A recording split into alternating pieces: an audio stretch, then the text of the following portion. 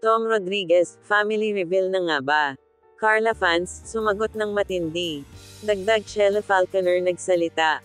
Mainit na usap-usapan ngayon online ang biglaang family reveal ni Tom Rodriguez. Pero teka, hindi ganon ka-reveal ang nangyari.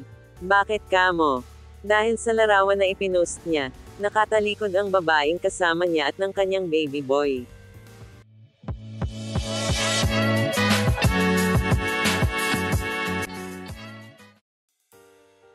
Oo, mukhang ito na ang ina ng kanyang anak pero bakit tila ayaw ipakita?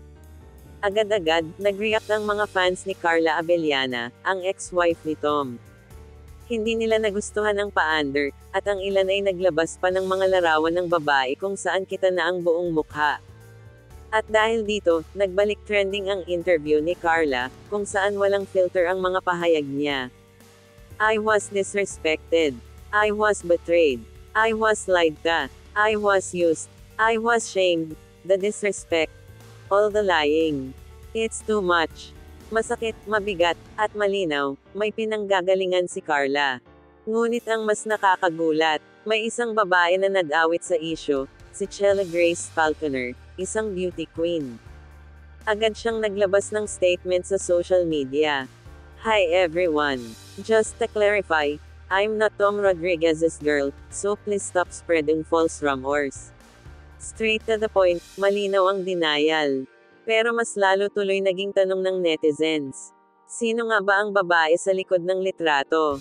At bakit tila tinatago pa rin ni Tom ang identity niya?